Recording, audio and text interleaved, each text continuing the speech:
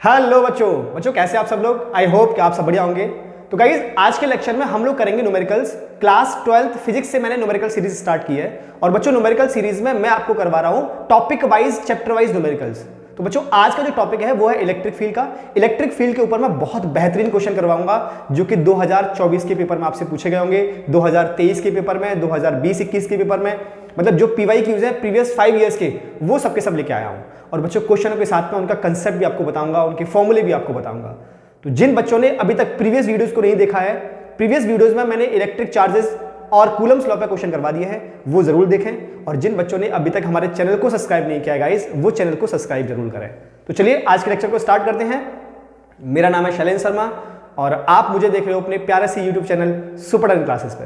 Guys subscribe करना बिल्कुल ना भूलें। तो चलिए स्टार्ट करते हैं आज का क्वेश्चन। और सबसे फर्स्ट आज का क्वेश्चन है 20। क्वेश्चन नंबर 20 से हम स्टार्ट कर रहे हैं। क्वेश्चन नंबर 19 तक मैंने प्रीवियस वीडियो में करवा दिए। तो देखिए आज का क्वेश्चन क्या बोल रहा है। फर्स्ट क्वेश्चन को पढ़ते हैं। क्वेश्चन को रीड करेंगे, रीड करने के बाद में उसकी इंफॉर्मेशन को लिखा करेंगे और उसके बाद उसके फॉर्मूले पर सोचेंगे क्या फॉर्मूला लगाना है, फिर सॉल्व करेंगे, है ना। चलिए देखिए, a thin plastic rod is bent into a circular ring of radius r. It is uniformly charged with a charge density, the magnitude of the electric field at its center. बच्चों question ने क्या बोला है, thin plastic rod है, उस plastic rod को एक uniformly circular ring में चेंज कर दिया है। देखिए क्वेश्चन 20 बच्चों, एक थिन प्लास्टिक रॉड थी और इस थिन प्लास्टिक रॉड को एक सर्कुलर रिंग में चेंज कर दिया है। इस सर्कुलर रिंग का रेडियस है r और बच्चों यूनिफॉर्मली चार्ज है। इसकी चार्ज डेंसिटी कितना होगा, इस पर कुछ चार्ज डेंसिटी दी हुई है, दैट इज यूनिफॉर्मली चार्ज है, that is plus Q charge पूरे सरफेस पर डिस्ट्रीब्यूटेड है। ऐसे करके हमसे इसके सेंटर पर इलेक्ट्रिक फील्ड पूछा है, सेंटर पर।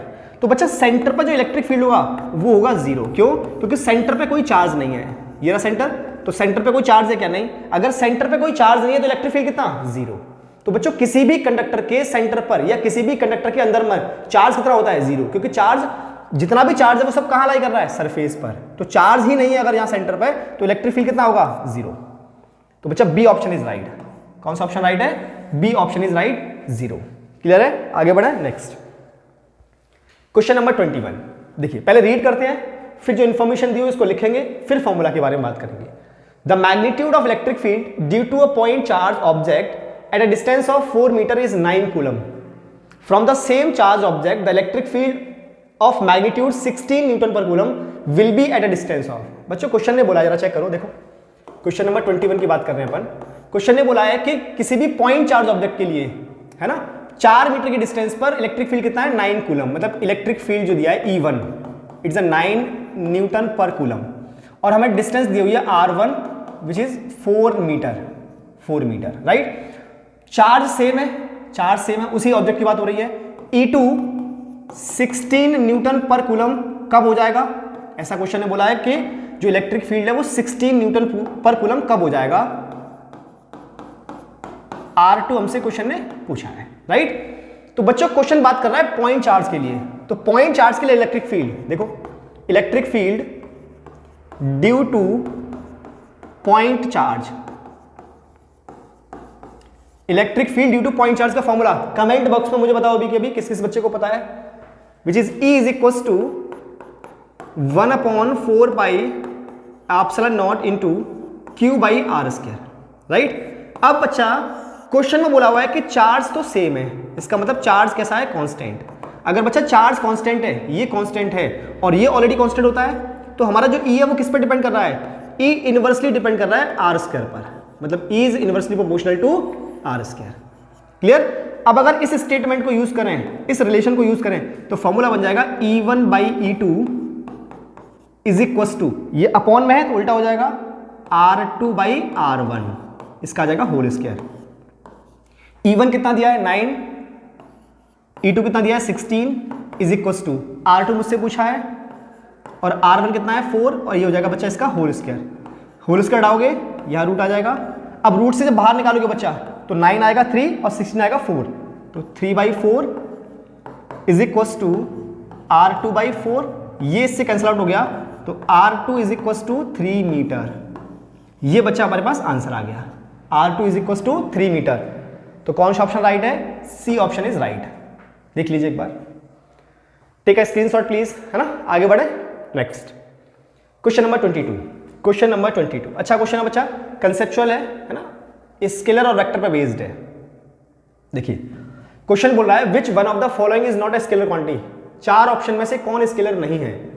मुझे कमेंट में बच्चा इसका आंसर बताओ, बहुत आसान क्वेश्चन है ना, 2023 के पेपर में पूछा है कौन स्केलर नहीं है। इससे आसान क्वेश्चन क्या हो सकता है, कौन स्केलर नहीं है बच्चा। इलेक्ट्रिक फील्ड की बात करो, इलेक्ट्रिक फील्ड कैसी क्वांटिटी है, it is a vector quantity बच्चा, वेक्टर क्वांटिटी, क्योंकि इसके पास डायरेक्शन है। वोल्टेज कैसी क्वांटिटी है, ये तो स्केलर है, इसके पास डायरेक्शन नहीं होता है। रेजिस्टिविटी कैसी है बच्चा, रेजिस्टिविटी भी स्केलर क्वांटिटी है। पावर, ये भी स्केलर की कैटेगरी में आ गई। तो कौन स्केलर नहीं है, देखो 3 तो स्केलर है, electric field is not a scalar, तो option a is right, option a is right, है ना, बहुत आसान था ये तो। Next question, question number 23। Question number 23 देखिए, क्वेश्चन बोल रहा है an infinitely long uniformly charged wire produce an electric field 18 × 10⁴ newton per coulomb at a distance of 1 centimetre, what is the linear charge density on the wire. बच्चों question में जरा check करें, question number 23, question number 23 हमें electric field दिया हुआ है E is equal to 18 × 10⁴ newton per coulomb और R दिया हुआ है 1 सेंटीमीटर। बच्चों इसको चेंज करो मीटर में, तो 1 × 10⁻⁻2 इट इज इन मीटर। अब हमसे पूछा है linear charge density, linear charge density. जरा टॉपिक देखो बच्चा कौन सा है, infinitely long uniformly charged wire है। Infinitely long uniformly charged wire से किसी r डिस्टेंस पे इलेक्ट्रिक फील्ड का फॉर्मूला किस किस बच्चे को पता है, कमेंट बॉक्स में अभी के अभी मुझे कमेंट करें कि हमें सर पता है। और कितना होता है फॉर्मूला, जिसको पता है वो लिखें, है ना। इलेक्ट्रिक फील्ड का फॉर्मूला, तो इलेक्ट्रिक फील्ड का फॉर्मूला क्या होगा, E is equal to 1/4 pi epsilon naught into 2 λ/r, ये होता है बच्चा फॉर्मूला।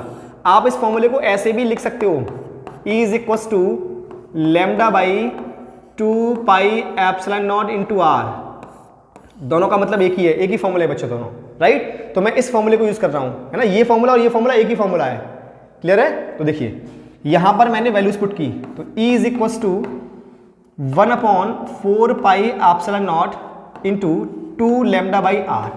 बच्चों इलेक्ट्रिक फील्ड आपको दिया हुआ है 18 × 10⁴ इज इक्वल टू, इसकी वैल्यू होती है 9 × 10⁹ इंटू 2 × लैम्डा, और r दिया है 1 × 10⁻⁻2। तो 2 × 9 कितना हो जाएगा, 18, कैंसिल आउट हो गया, और 10⁴ से 10⁹ 10⁵ टाइम्स जाएगा, और ये ऊपर चला जाएगा। तो बच्चा यहाँ से आ गया अपने पास 1 इज इक्वल टू 10⁵ और -2 ऊपर जाएगा तो प्लस की 2 हो जाएगा इंटू लैम्डा। तो बच्चा ये बन गया lambda is equal to 1/10⁷।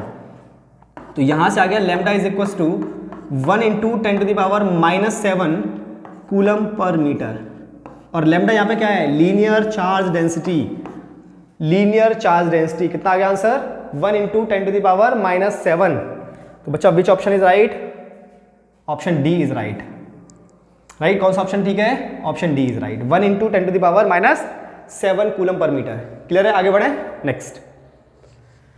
Guys question number 24 again question number 21 की तरह है, सेम क्वेश्चन है। पहले आप मुझे कमेंट बॉक्स में बताओ 4 ऑप्शन में से कौन सा सही होगा। बहुत आसान है, क्वेश्चन नंबर 21 की तरह है। Electric field due to point charge का फॉर्मूला यूज होना है। गाइस आप कमेंट नहीं करते हो, कमेंट नहीं करोगे, मुझे बताओगे नहीं किस बच्चे को समझ आ रहा है, तो मुझे कैसे पता लगेगा।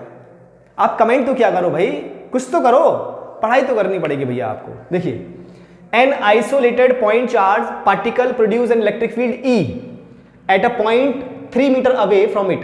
The distance of the point at which electric field is E/4. Electric field is E/4.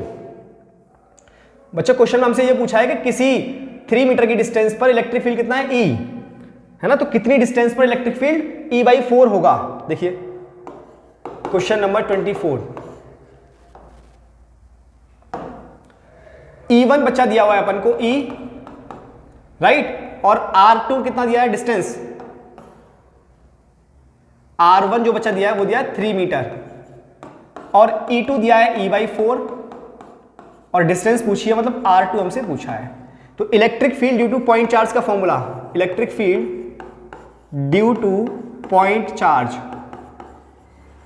ये तो मैंने अभी लिखाया था, सबको पता है कितना होता है, E is equal to 1/4 pi epsilon naught into Q/r²। यहां से स्टेटमेंट क्या निकल के आता है कि जो हमारा इलेक्ट्रिक फील्ड है it is inversely proportional to R square, it is inversely proportional to R square. That means अगर मैं यहां से लिखूं E1 by E2 is equal to R2 by R1 इसका होल स्क्वायर। Got it. अब E1 कितना दिया है, E यहां रखें वैल्यू, तो E by 4 is equal to, बच्चा R2 मुझे कैलकुलेट करना है और R1 कितना दिया है 3 और इसका होल स्क्वायर। Got it. अब देखो ये E से E गया, E से E गया कितना हो जाएगा, that is 4 is equal to R2 by 3 का होल स्क्वायर। इसको हटाओ, रूट लगा दो, तो कितना आ गया 2 इंटू ये 3 मल्टीप्लाई हो जाएगा is equal to R2।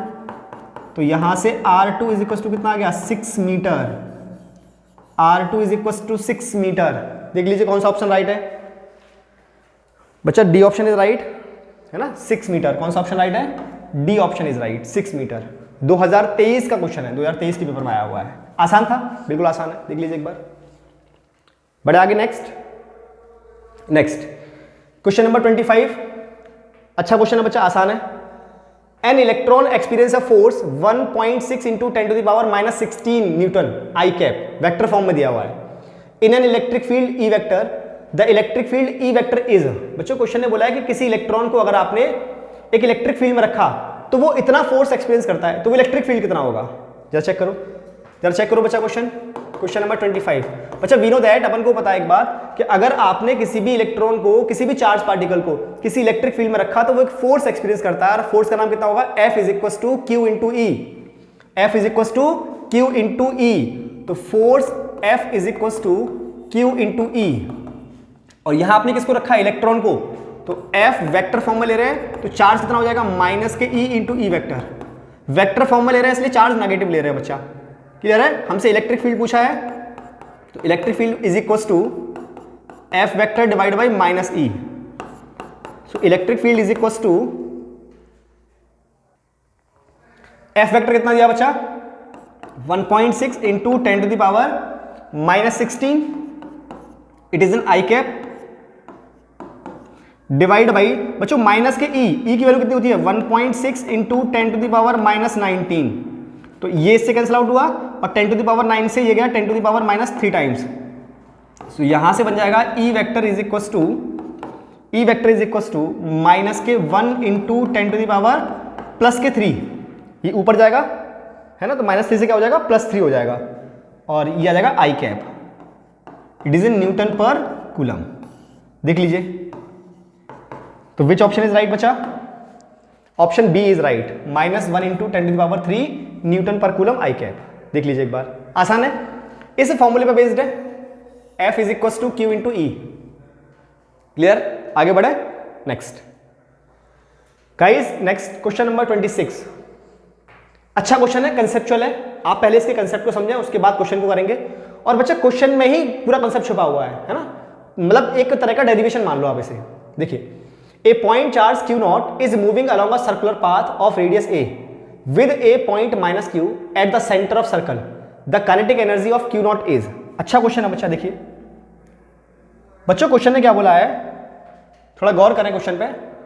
Question number 26, question ने बोला है कि q naught चार्ज था जो कि एक सर्कुलर रिंग में घूमता है। देखिए, ये हमारे पास एक सर्कुलर पाथ है, इसका रेडियस है a। बच्चा यहां से एक चार्ज पार्टिकल q naught इसमें रोटेट करता है, मूविंग करता है ना। यहां सेंटर पर चार्ज रखा है -q, कितना रखा है -q।